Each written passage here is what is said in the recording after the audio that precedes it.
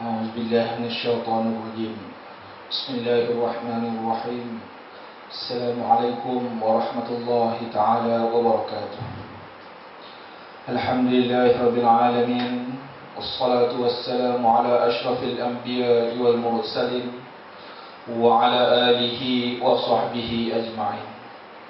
سبحانك لا علم لنا إلا ما علمتنا إنك أنت العليم الحكيم.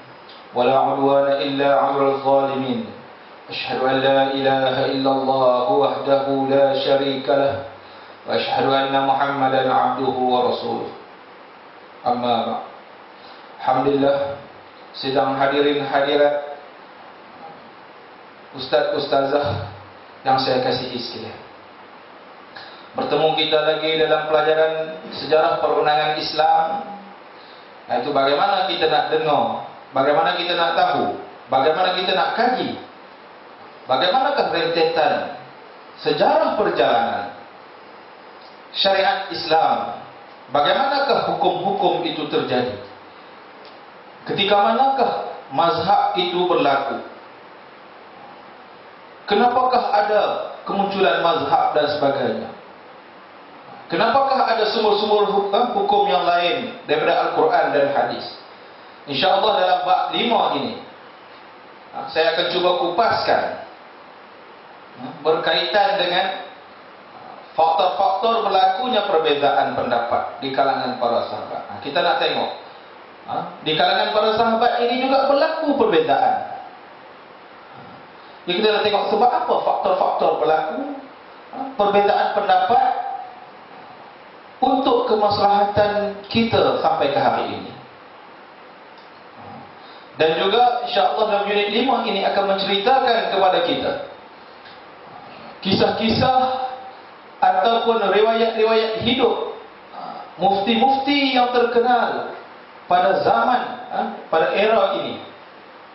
Bukan era sekarang ni, era masa para sahabat dulu, selepas kewafatan Nabi Muhammad SAW, selepas daripada zaman Khalifah Ar-Rasyidin, waktu itu muncul mufti-mufti yang terkenal, dan insyaAllah kita akan kupas riwayat hidup mereka insyaAllah. Ustaz-ustazah yang saya kasihi sekalian, faktor yang berlaku perbezaan di kalangan para sahabat, apa dia faktor dia? Antara faktor-faktor yang kita boleh ambil, yang pertama adalah faktor kemanusiaan, faktor pemikiran. Sebab apa? Sebab manusia ini dicipta dengan kebolehan dan pandangan yang berbeza-beza, sama ada secara fizikal ataupun mental. Perbezaan mental lebih tepat diertikan sebagai perbezaan seseorang itu untuk nak mentafsir suatu dalil dalam Al-Quran dan juga menterjemah hadis Nabi Muhammad SAW sebelum ia mengeluarkan ia menjadi sebuah hukum. Sebab apa? Para sahabat ada yang beranggapan hukum ini adalah wajib, hukum ini adalah sunat muakkad dan sebagainya. Kenapa? Kerana sahabat juga, mereka juga faqih, mereka juga faham tentang ilmu fiqh, dan mereka cuba menterjemahkan hukum itu berdasarkan apa yang mereka faham. Biasanya kebiasaan berlaku perbezaan pendapat ini adalah ketika mana? Ketika dalil yang datang baik daripada Al-Quran maupun daripada hadis Rasulullah SAW dalam bentuk umum. Bila dalil dalam bentuk umum, Bila dalil datang dalam bentuk umum, dia tak mengkhususkan hukum dia. Jadi inilah yang menyebabkan perselisihan ataupun perbezaan pendapat. Kerana apa? Kerana pemikiran setiap orang itu tidak sama. Itu faktor yang pertama.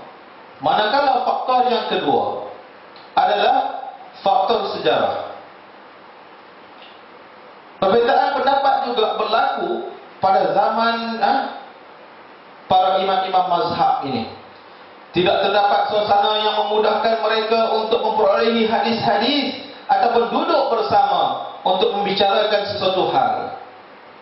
Contohnya, para imam mazhab terpaksa berhijrah ke sana ke sini di seluruh dunia Islam untuk mencari hadis daripada Nabi Muhammad SAW.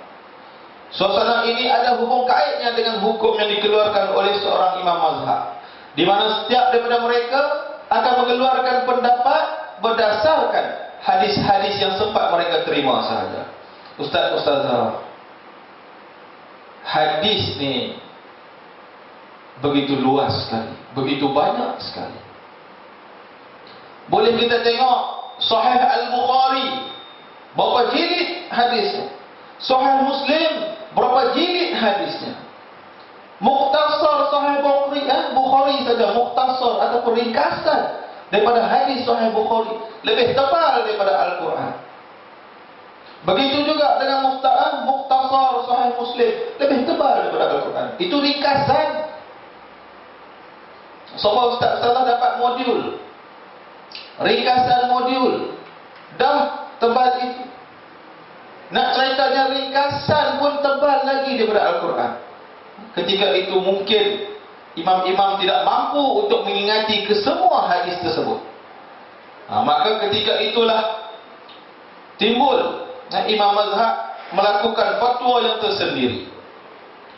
Ketika mungkin sesuatu perkara itu berlaku, seperti mana Muaz dia dilantik oleh Rasulullah SAW untuk menjadi gubernur di negeri Yaman. Bila pergi ke Yaman, Muaz terpisah dengan Rasulullah. Apa yang berlaku? Muaz tanya Rasulullah, Rasulullah tanya Muaz, kalau satu hukum berlaku, macam manakah engkau nak menghukum? Muaz kata, aku akan menghukum dengan Al-Quranul Karim, yakni kitabullah.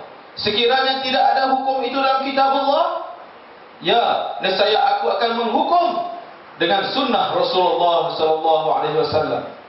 Jika perkara itu juga tidak ada dalam sunnah Rasulullah, aku akan menghukum mengikut apa yang aku faham dan tidak lain daripada Al-Quran dan sunnah Rasulullah.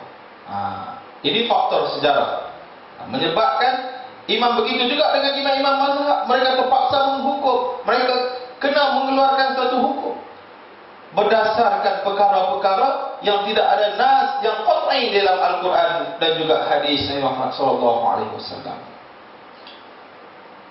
Faktor yang ketiga adalah faktor apabila berfatwa. Tadi faktor sejarah dan tak ada dengan fatwa. Faktor yang ketiga adalah perselisihan dalam berfatwa pula. Jika satu dalil yang mempunyai beberapa maksud, ada beberapa perkataan dalam Al-Quran dan Sunnah yang mempunyai lebih daripada satu maksud. Dalam kaedah usul fiqh, ianya dikenali sebagai lafaz mushtarak. Daripada perkataan yang satu ini, ada yang memahaminya dengan satu maksud, manakala yang lain akan memahami dengan maksud yang lain. Contoh yang paling biasa kita dengar, yang sering dibicarakan adalah tentang perkataan huruf. Di dalam ayat apa? Ayat Al-Baqarah, surah Al-Baqarah 228. Wal mutallaqat yatarabbasna bi anfusihinna thalathata quru. Dan isteri-isteri yang diceraikan itu hendaklah menunggu dengan menahan diri mereka daripada berkahwin selama 3 kali suci. Apa maksud quru di sini? maksud quru' di sini? Quru' mempunyai dua arti, yaitu haid ataupun suci. Nampak? Ketika haid kah ataupun ketika suci? Ini perselisihan fatwa. Dan juga tempoh haid atau tempoh bersih dari haid. Tempoh tu waktu dia datang haid ataupun tempoh bersih, makna kata selesai haid. Tempoh datang ataupun tempoh bersih. Dalam mengeluarkan hukum daripada ayat di atas, para imam mazhab berbeza dalam memahaminya. Contoh dia, Imam Malik dan Asy-Syafi'i berpendapat bahawa perkataan quru' tadi mewakili tempoh bersih daripada haid. Imam Malik dan Imam Syafi'i kata quru' itu bermaksud bersih daripada haid. Nampak perbezaan dia. Manakala Imam Abu Hanifah berpendapat ia mewakili tempoh seseorang itu berada dalam haid. Abu Hanifah kata quru' itu maksud berada dalam haid. Manakala Imam Ahmad dalam pendapat yang pertama mengatakan quru' ialah masa suci. Kemudian dalam pendapatnya yang kedua mengatakan ia adalah masa dalam keadaan haid. Manakala setengah sahabat lain, iaitu Ibnu Mas'ud, Umar Al-Khattab dan Abu Bakar berpendapat perkataan tersebut membawa maksud haid. Untuk itu perempuan tidak boleh berkahwin ataupun belum tamat iddahnya sehinggalah ia mandi daripada haid yang ketiga. Maksud di sini Imam Syafi'i dia menekankan nak berkahwin selepas dia bersuci. Maksud dia bersuci di sini apabila bersih dirinya daripada hadas haid, lantas dia mandi wajib. Tak kala seusai mandi, itulah iddah. Ataupun itu satu perbezaan dari segi fatwa tentang satu ayat yang maksudnya berbeza-beza. Yang seterusnya tentang satu dalil yang mempunyai makna hakiki ataupun kiasan. Dalil yang mempunyai makna yang hakiki ataupun makna itu dikiaskan. Kadang-kadang suatu perkataan itu boleh juga mempunyai dua makna. Satu makna yang sebenar, makna panggil apa? Makna betul dia. Satu lagi makna yang dikias ataupun makna yang tersembunyi.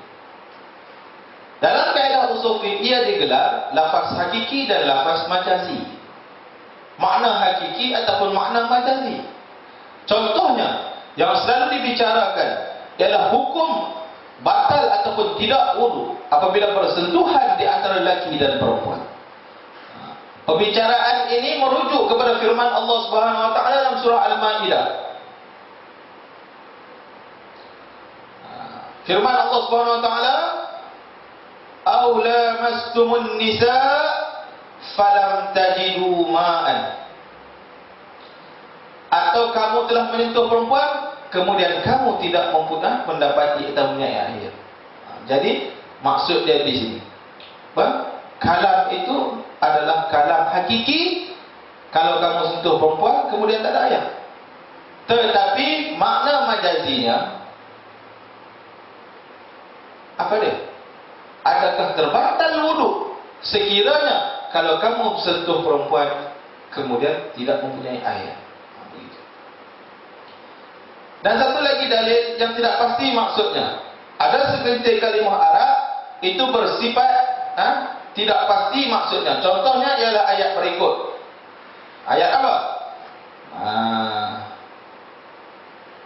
Wahai orang-orang yang beriman, apabila kamu telah mengerjakan sembahyang, berwuduk maka berwuduklah, yaitu basuhlah muka kamu dan kedua belah tangan kamu hingga ke siku. Perkataan sehingga, illa tadi maksud dia sehingga, ila bermaksud hingga. Oleh itu dalam ayat di atas, adakah tangan dibasuh hingga ke siku atau juga termasuk dengan siku? Maksud dari sini ilal marafiq tadi sampai ke siku. Wa aydiyakum ilal marafiq, basuhlah tangan kamu sampai ke siku. Sampai ke kawasan siku kah? mesti kena siku. Begitu. Ini ada yang jelas, ada yang kurang jelas ayat ini. Dalil yang satu di atas boleh mengeluarkan dua pendapat. Membasuh tangan tidak termasuk siku, dan juga yang satu lagi membasuh tangan hendaklah termasuk sekali dengan siku. Maksud wa aydiyakum ilal marafiq. Wa aydiyakum, dan tangan-tangan kamu ilal marafiq. Ilal di sini sampai siku ke, maksud dia adakah sampai siku sini cukup ataukah kena melebihi sedikit, kena masuk kawasan siku. Jadi dua pendapat di situ. Ini zaman ini akan mempunyai perbahasan. Contoh yang seterusnya adalah berkaitan dengan harta pusaka.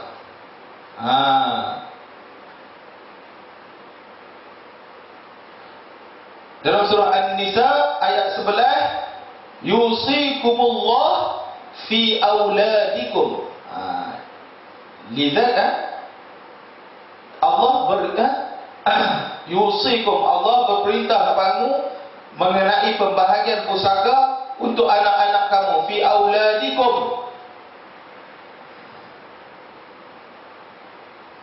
Yaitu bahagian anak lelaki menyamai bahagian dua orang anak perempuan. Masalah ini sering berlaku karena setiap imam mazhab berfatwa berdasarkan hadis yang sempat mereka dengar atau temui. Hadis-hadis pada zaman imam mazhab masih belum dihimpunkan dengan secara sistematik. Para imam mazhab terpaksa mencarinya sendiri dengan berhijrah ke sana sini dan bertanya kepada yang lain. Asy-Syafi'i pernah bertanya kepada Ahmad bin Hanbal, dalam kata-katanya, engkau telah mengetahui akan hadis-hadis daripada aku. Oleh itu, jika ada hadis-hadis yang sahih, beritahulah aku, sama ada hadis itu dari Kufah, Basrah atau Syria. Beritahulah aku supaya aku dapat berpegang kepadanya, asalkan ia adalah sahih. Contoh tidak sampainya hadis ialah berkenaan hukum khamar. Abu Hanifah berkata, dia berpendapat bahawa yang diharamkan oleh perkataan khamar dalam hadis Rasulullah SAW hanyalah minuman yang diperbuat daripada buah anggur. Makna kata arak daripada buah anggur saja yang haram. Akan tetapi setelah kewafatan beliau, anak muridnya Abu Yusuf telah menemui sebuah hadis yang sahih yang menyatakan bahawa semua minuman yang memabukkan itu adalah haram. Hadis ini berbunyi, setiap yang memabukkan itu adalah khamar, dan setiap jenis khamar itu adalah haram.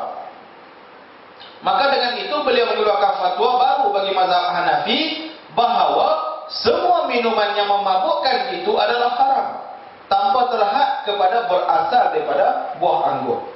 Bukan daripada arak yang berasal daripada buah anggur saja yang haram, tetapi setiap perkara bersandarkan kepada hadis ini. Walaupun ketika Imam Abu Hanifah masih hidup, beliau tak jumpa hadis ini. Imam Abu Hanifah menghukum adalah minuman khamar yang diperbuat daripada buah anggur saja yang haram. Tetapi anak muridnya Abu Yusuf dia telah menjumpai hadis ini tak kala setelah meninggalnya Imam Abu Hanifah. Jadi Imam Abu Yusuf telah membuat fatwa yang baru bagi mazhab Syafi'i bersandarkan kepada hadis tadi. Setiap yang memabukkan itu adalah khamar, dan setiap jenis khamar itu adalah